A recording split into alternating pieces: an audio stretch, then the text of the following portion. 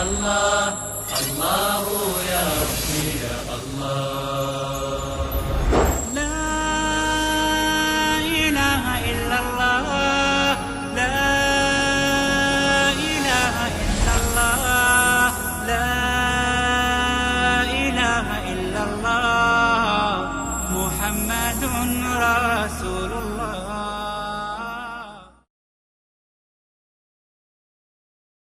الحمد لله رب العالمين، والصلاة والسلام على أشرف الأنبياء والمرسلين نبينا وإمامنا محمد وعلى آله وأصحابه ومن قام بنصرة دينه إلى يوم الدين.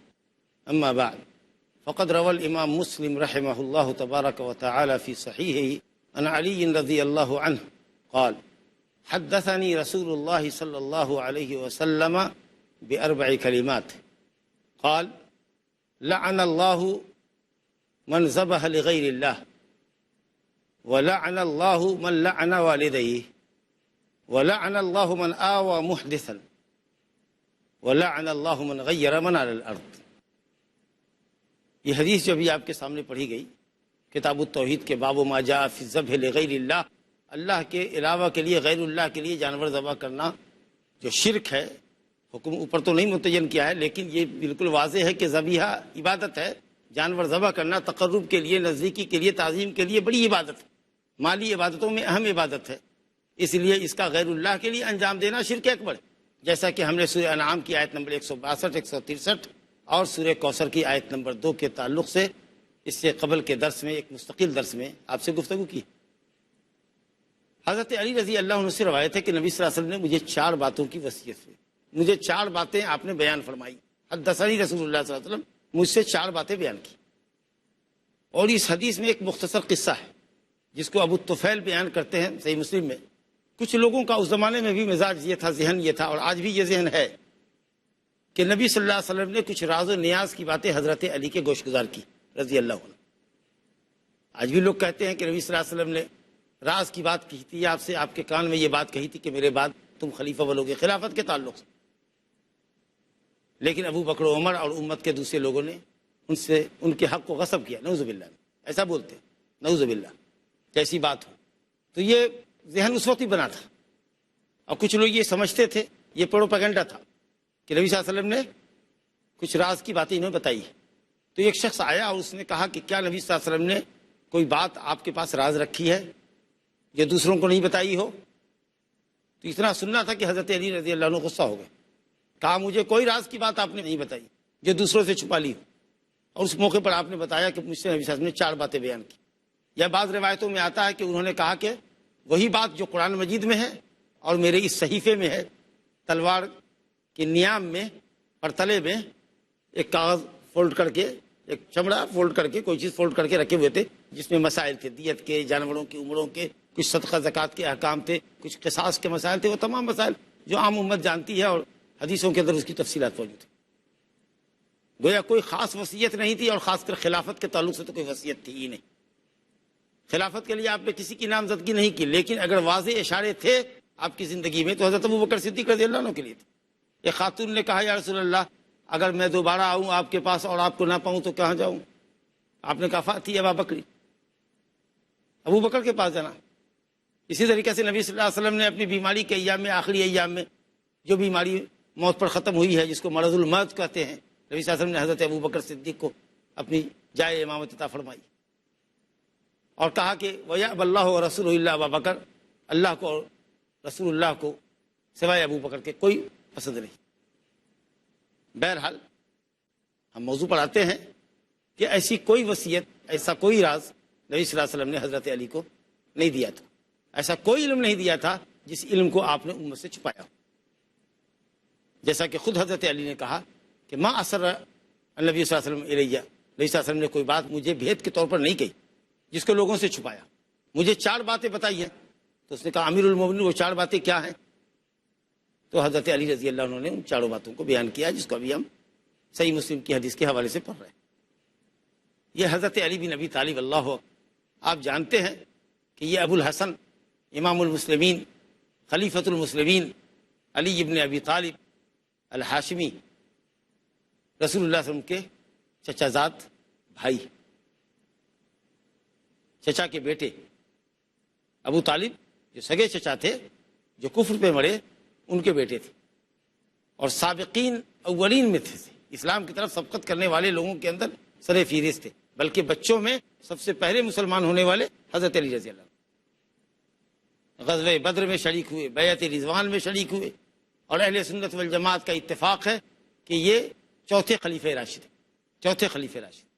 سن 40 میں رمضان المبارک کے اندر ابن ملجم خارجی نے ان کو قتل کیا، فجر کی نماز کے لیے لوگوں کو جگا رہے تھے، اس نے زہر میں بجھی ہوئی دودھاری چاقو آپ کے جسم میں پیوست کر دیا، جس کے سبب آپ کی موت ہوئی۔ مظلومیت کی حالت میں آپ کو قتل کیا گیا، بے بسی میں قتل کیا گیا، چھپ کر قتل کیا گیا، اور ایک گمراہ فرقے کے ایک شخص نے قتل کیا۔ اللہ رب العالمین ان کو شہداء کا مقام نصیب فرمائے۔ سن 40 ماہ رمضان کے اندر یہ واقعہ دلدوز واقعہ پیش آیا۔ حضرت علی رضی اللہ عنہ کہتے ہیں کہ نبی صلی اللہ علیہ وسلم نے 4 باتیں بتائی۔ پہلی بات، اللہ کے نبی صلی اللہ علیہ وسلم نے فرمایا لعن اللہ من ذبح لغیر اللہ، جو ہمارے باپ سے مطابقت ہو، اللہ کی لعنت ہو اس شخص پر جو غیر اللہ کے لیے جانور ذبح کرے۔ غیر اللہ کے لیے جانور ذبح کرنے پر اللہ کی لعنت، کیونکہ غیر اللہ کے لیے ذبح کرنے والا مشرک، اور مشرک لعنتی ہے۔ لعنت کا مطلب ہے رحمت کے اسباب اور رحمت کی جگہ سے دوری۔ جب یہ کہا جاتا ہے کہ فلاں ملعون ہے، فلاں لعین ہے، اس کا مطلب یہ ہوا کہ اس پر لعنت ثابت ہو چکی ہے، یا بد دعا کرتے ہیں آپ کہ اس پر لعنت ہو۔ علامہ ابن الاسیر رحمۃ اللہ علیہ، جنہوں نے ایک زبردست کتاب النہایہ فی غریب الحدیث لکھا ہے، حدیث کے مشکل الفاظ کے معانی اور مطالب کو واضح کیا ہے، تو کہتے ہیں کہ اللعن من اللہ تعالی الطرد والعباد، اللہ سبحانہ وتعالیٰ کی طرف سے اگر کسی کو لعنت ہو، اللہ کی لعنت ہو فلاں پر، اللہ لعنت کرے کافروں پر، ظالموں پر، اہل بدعت پر، تو اس کا مطلب یہ ہوتا ہے کہ اللہ تعالیٰ اس کو دھتکار رہا ہے، اس کو اپنی رحمت سے دور کر رہا ہے۔ اور جب بندہ کسی بندے کے لیے کہتا ہے کہ اللہ کی لعنت ہو تم پر، تو وہ گویا گالی دے رہا ہے، اس پر بد دعا کر رہا ہے۔ تو جو لعنت کا مستحق ہوتا ہے اس پر اللہ نے لعنت کی ہے، اور مومنین بھی لعنت کرتے ہیں جو لعنت کے مستحق ہوتے ہیں۔ اللہ تعالیٰ فرماتا ہے لعن اللہ الکافرین وأعد لهم عذابا الیما۔ سورہ احزاب میں آیت نمبر 64 میں اللہ تعالیٰ فرماتا ہے کہ اللہ نے کافروں پر لعنت کی اور ان کے لیے دردناک عذاب تیار کیا۔ تو جو لعنت کے مستحق ہے اس پر لعنت ہے۔ الا لعنت اللہ علی الظالمین، ظالموں پر اللہ کی لعنت ہو، یہ اللہ لعنت فرما رہا ہے۔ تو جو لعنت کے مستحق ہے وہ لعنت پاتے ہیں، لعنت میں گرفتار ہوتے ہیں۔ اور جو رحمت کا مستحق ہوتا ہے، صلاۃ کا مستحق ہوتا ہے، برکت کا مستحق ہوتا ہے، اللہ رب العالمین اس پر برکت بھی فرماتا ہے۔ هو الذی یصلی علیکم وملائکتہ لیخرجکم من الظلمات الی النور وکان بالمؤمنین رحیما تحیتہم یوم یلقونہ سلام۔ سورہ احزاب آیت نمبر 43-44 میں اللہ تعالیٰ فرماتا ہے هو الذی یصلی علیکم، وہی ذات ہے اللہ کی جو تم پر صلاۃ بھیجتی ہے، برکت نازل کرتی ہے، تمہارے گناہوں کو معاف کرتی ہے، تمہیں رحمت اور برکت سے نوازتی، اور اس کے فرشتے بھی صلاۃ بھیجتے ہیں اہل ایمان پر۔ وَكَانَ بِالْمُؤْمِنِينَ رَحِيمًا، اور اللہ تعالیٰ مومنوں پر نہایت مہربان ہے۔ تحیتہم یوم یلقونہ سلام، جس دن اللہ سے مومن ملاقات کریں گے اس دن مبارکبادی کا کلمہ ہوگا سلام سلام، سلام القول من رب الرحیم، اللہ سبحانہ تعالیٰ کی طرف سے سلامتی ہوگی۔ فرشتے سلام کہیں گے یدخلون علیہم من کل باب سلام علیکم بما صبرتم، فنعم عقبۃ دار، ہر دروازے سے فرشتے آئیں گے سلامتی ہو سلامتی ہو سلام علیکم۔ مومنین بھی آپس میں ایک دوسرے پر سلام کریں گے۔ تحیتہم یوم یلقونہ سلام۔ تو جو سلام کا مستحق ہے، جو رحمت و مغفرت کا مستحق ہے، جو برکت کا مستحق ہے، اللہ اس کے فرشتے اور مومن اس کے لیے رحمت برکت کی دعا کرتے ہیں۔ جو لعنت کا مستحق ہوتا ہے اس پر لعنت ہوتی ہے۔ بہرحال لعنت ہے کس پر؟ جو اللہ کے علاوہ کے لیے جانور کو ذبح کرے۔ اللہ کے علاوہ کے لیے جانور ذبح کرنا لعنتی کام ہوا، فعل لعنت ہوا، فعل شرک ہے، کیونکہ یہ عبادت ہے، اور عبادت کا اللہ کے علاوہ کے لیے انجام دینا شرک اکبر۔ دوسری بات جو آپ نے فرمائی لعن اللہ من لعن والدیہ، اللہ کی لعنت ہو اس پر جو اپنے ماں باپ پر لعنت کرتا ہے۔ ماں باپ پر لعنت، انسان کے اوپر اللہ رب العالمین کے احسان کے بعد سب سے بڑا احسان اس کے ماں باپ کا، یہ بتانے کی ضرورت نہیں۔ اور اولاد ماں باپ پر لعنت بھیج رہی ہے تو یقیناً وہ اولاد اس لائق ہے کہ اللہ کی لعنت میں گرفتار ہو۔ یہ بات عجیب صحابہ کرام کو لگی، چنانچہ صحیحین میں حضرت عبداللہ بن عمر بن عاص رضی اللہ عنہ سے روایت ہے کہ صحابہ کرام نے جب آپ نے یہ فرمایا ان من الکبائر شتم الرجل والدیہ، بڑے گناہوں میں ایک سنگین گناہ یہ ہے کہ آدمی اپنے والدین کو گالی دے. تو صحابہ نے کہا یا رسول اللہ وَهَلْ يَشْتُمُ الرَّجُلُ وَالِدَيْهِ، کیا کوئی شخص اپنے ماں باپ کو گالی بھی دے سکتا ہے؟ سوچیے، یہ تصور نہیں تھا. صحابہ کے زمانے میں یہ تصور نہیں تھا کہ کوئی اپنے ماں باپ کو گالی دے سکتا ہے. تو آپ نے کہا نعم، گالی دے سکتا ہے. اور اس کی تشریح آپ نے یہ فرمائی کہ یسب ابا الرجل فیسب اباہ ویسب امہ فیسب امہ. ایک آدمی دوسرے کے باپ کو گالی دے اور جواب میں وہ اس کے باپ کو گالی دے. ایک شخص کسی کی ماں کو گالی دے اور جس کو گالی دے رہے ہیں وہ آپ کی ماں کو گالی دے، تو گویا آپ اپنے ماں باپ کو گالی دینے کا اور دلانے کا سبب بنے. تو گویا کہ یہ ماں باپ کو گالی دینا ہوا، سبب بنے تو گالی دینا ہوا. چھ جائے کہ آدمی ڈائریکٹلی اپنے ماں باپ کو گالی دیتا ہے. اور یہ چیزیں بہت عام ہیں، اور بہت سے نا ہنجان نا عاقبت اندیش لوگ ایسے ہیں جو اپنے والدین کو گالی دیتے ہیں، لعنت کرتے ہیں اور ان کے ساتھ گستاخیاں اور بدتمیزیاں کرتے ہیں. کہاں ہوں گے یہ لوگ؟ اور دنیا میں یقین ہے کہ دنیا میں اپنی اولاد سے وہ اسی طرح کی سزا پائیں گے، اسی طرح کی لعنت، گالی اور مار کھائیں گے جو وہ آج اپنے ماں باپ کے ساتھ کر رہے ہیں. انشاءاللہ رب العالمین ایک وقفے کے بعد گفتگو آپ سے جاری رہے گی انشاءاللہ. السلام علیکم ورحمۃ اللہ وبرکاتہ. انتظار کرنے کا شکریہ. وقفے کے بعد آپ کا استقبال ہے. میں آپ سے حضرت علی رضی اللہ عنہ سے مروی حدیث بیان کر رہا تھا، جس میں 4 بد نصیبوں پر اللہ کی لعنت ہے. ایک وہ جو اللہ کے علاوہ کے لیے جانور ذبح کرے، اور دوسرا وہ جو اپنے والدین پر لعنت کرے، اور تیسرا شخص جس پر نبی صلی اللہ علیہ وسلم نے لعنت فرمائی ہے اور کہا کہ اللہ کی لعنت ہو اس پر. جس پر اللہ کی لعنت ہو اس پر رسول صلی اللہ علیہ وسلم کی لعنت ہو، فرشتوں کی لعنت ہو، تمام مومنین موحدین کی لعنت ہو. وہ تیسرا بد نصیب فرمایا لعن اللہ من آوى محدثا، اللہ کی لعنت ہو اس شخص پر جو محدث کو پناہ دیتا ہے. محدث مانے جرم کرنے والا، مجرم، جرم کر کے بھاگا ہے، کسی کے گھر میں گھس گیا، بھائی مجھے بچاؤ، آپ نے اس کو پناہ دیتی، اور اس کے درمیان اور قانون کے درمیان آپ حارج بن گئے، دیوار بن کے کھڑے ہو گئے، مجرم کو چھپا دیا. جو مجرم ہو، بھاگا ہوا ہے، جس سے قانون نپٹنا چاہتا ہے، جس سے بدلہ لیا جائے گا، آپ کو کوئی حق نہیں ہوتا کہ آپ اس مجرم کو پناہ دیں. اس طریقے سے جرم کو بڑھاوا دینا ہوگا. کہا گیا کہ ایسے شخص پر لعنت ہے جو مجرم کو پناہ دیتا ہے اور قصاص اور بدلے لینے کی راہ میں رکاوٹ اور حائل ہوتا ہے، رکاوٹ بنتا ہے. اس کو حوالے کرنا چاہیے. یہ گناہ کبیرہ ہے کیونکہ اس کے اوپر لعنت آئی ہے. جس گناہ پر لعنت ہو، جس گناہ کے کرنے والے پر اللہ کا غضب ہو، جس گناہ کے کرنے پر اسلامی سزا مقرر ہو، جس گناہ پر جہنم کی وعید آئی ہو، جس عمل کو جاہلیت کا عمل قرار دیا گیا ہو، یہ تمام گناہ کبیرہ ہو.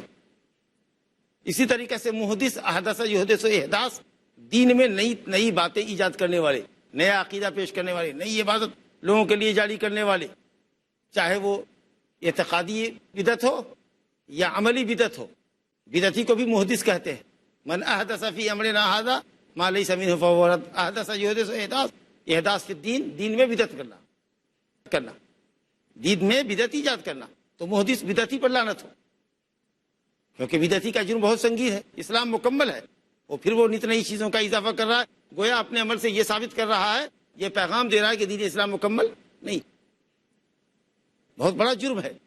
اور نبی صلی اللہ علیہ وسلم کے خطبہ حاجہ میں بدعتیوں کے متعلق فرمایا وشر الامور محدثاتها، دین میں سب سے برا آدمی یا سب سے برا عمل یہ ہے کہ دین میں نئی باتیں ایجاد کی جائیں.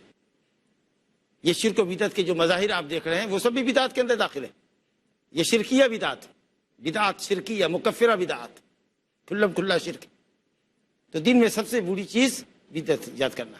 تو جو محدث ہے، بدعتی ہے، وہ سخت مجرم ہے، اور اس کو پناہ دینا یعنی اس کی نصرت و حمایت کرنا، اس کو شاباشی دینا، اس کا ڈیفینس کرنا، اس کے جھنڈے تلے جمع ہونا، اس کی مدافعت کرنا، گویا بدعتی کو پناہ دینا ہے.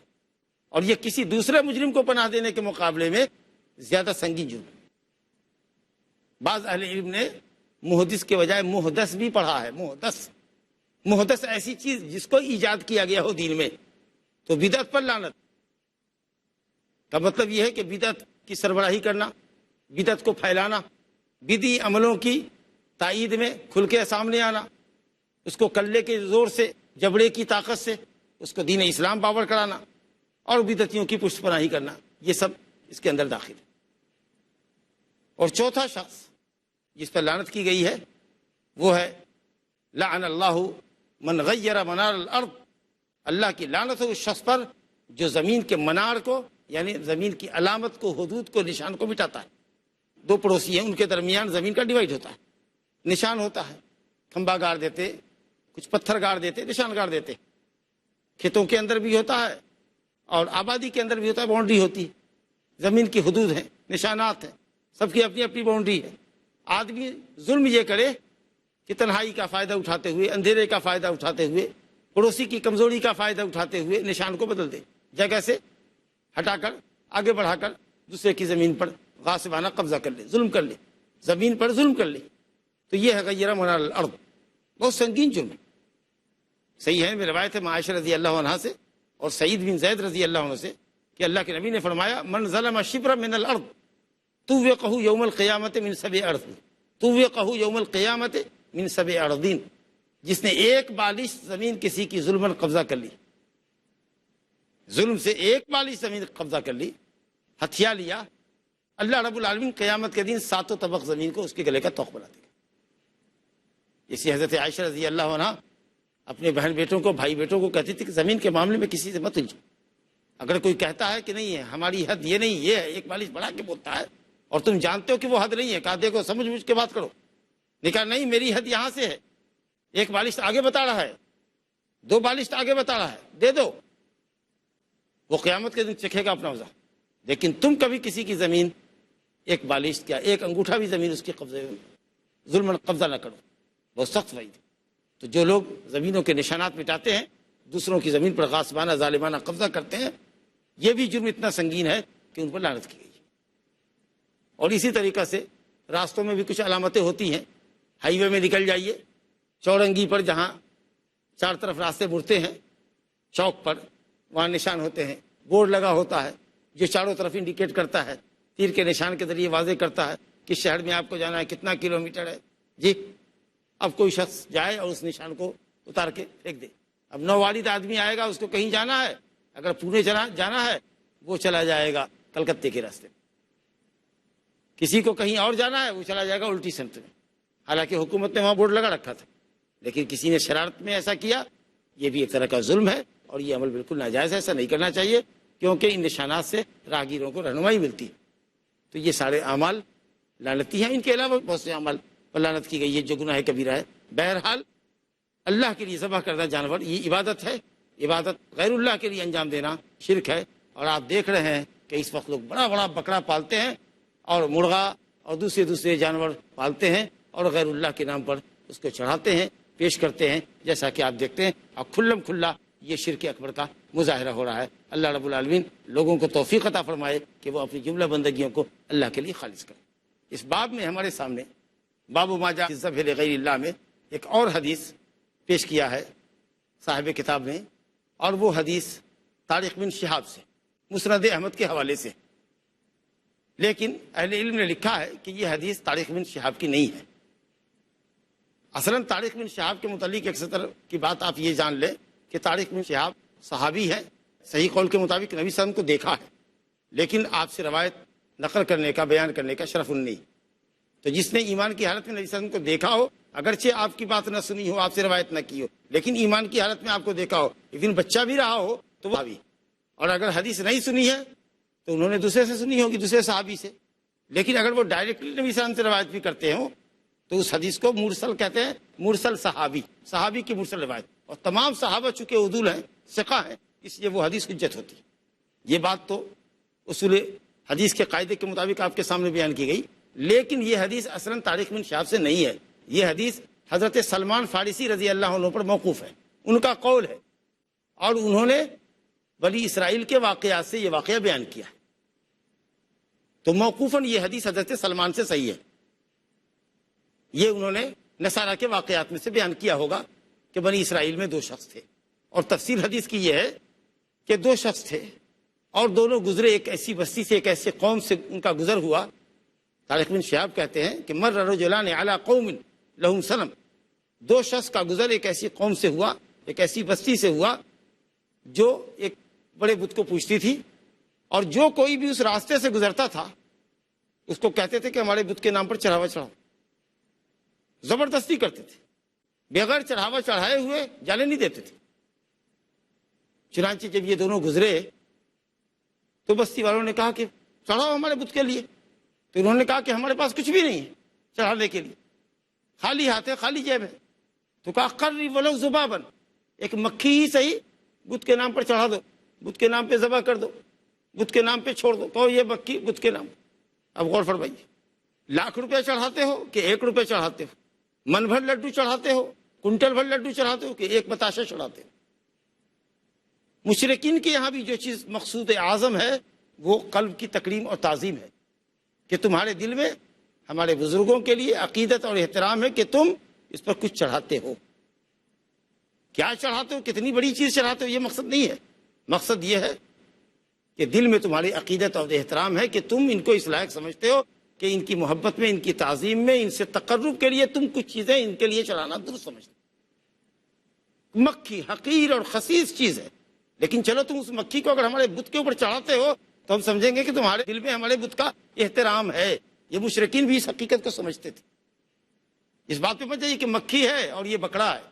جب مکھی چڑھانے والے کا یہ معاملہ ہے تو جو بکرا چڑھاتا ہے، جو اونٹ چڑھاتا ہے، جو لاکھوں کروڑوں روپے کی دولت چڑھاتا ہے، سونے چاندی چڑھاتا ہے، اس کا کیا حال ہوگا؟ تو کہا کہ صاحب مکھی چڑھاؤ۔ ایک نے کہا اچھا مکھی تو بڑی حقیر مخلوق ہے، اور اس نے وہ مکھی پکڑی، ایک مکھی، اور کہا کہ یہ بت کے نام، بت کے لیے اس نے چڑھا دیا۔ تو جب اس نے چڑھا دیا فخلوا سبیلہ، لوگوں نے اس کی راہ چھوڑ دی، کہا ٹھیک ہے جاؤ۔ نبی صاحب فرماتے ہیں، طارق بن شہاب کی روایت ہے کہ نبی صاحب نے فرمایا، جس کو ہم نے کہا کہ سلمان فارسی سے موقوفاً روایت ہے، دخل رجل الجنۃ فی ذباب ودخل النار رجل فی ذباب۔ ایک آدمی ایک مکھی کی وجہ سے جنت میں گیا، اور ایک آدمی ایک مکھی کی وجہ سے جہنم میں گیا۔ تعجب سے لوگوں نے پوچھا کہ کیسے؟ جنت میں تو آدمی اعمال کی وجہ سے جاتا ہے، بڑے بڑے اعمال کی وجہ سے جائے گا، اعمال صالحہ کی وجہ سے، اور جہنم میں جائے گا اعمال سیئہ کی وجہ سے، یہ مکھی کیسے کسی کے لیے جہنم میں جانے کا سبب بنا؟ بڑا تعجب خیز معاملہ ہے۔ تو نبی صلی اللہ علیہ وسلم نے واضح فرمایا، یا حضرت سلمان فارسی، جیسا کہ میں نے عرض کیا کہ حضرت سلمان فارسی اس کی تفسیر بتاتے کہ یہ حقیر چیز اتنی عظیم کیسے بن گئی، وہ کسی کے جہنم میں جانے کا ذریعہ اور کسی کے جنت میں جانے کا ذریعہ کیسے بن گئی، اس کی تفصیل وہ بتا رہے ہیں کہ اس نے غیر اللہ کے نام پر ایک شخص نے مکھی چڑھائی، اور لوگ اس سے خوش ہو گئے اور اس کی راہ چھوڑ دی، اس کو چھوڑ دیا، وہ مر گیا، وہ جہنم میں داخل ہوا۔ انشاءاللہ گفتگو اگلی مجلس میں جاری رہے گی۔ وصلی اللہ علی نبینا محمد وعلی آلہ وصحبہ وسلم۔ اللہ اللہ یا ربی یا اللہ، اللہ یا ربی یا اللہ۔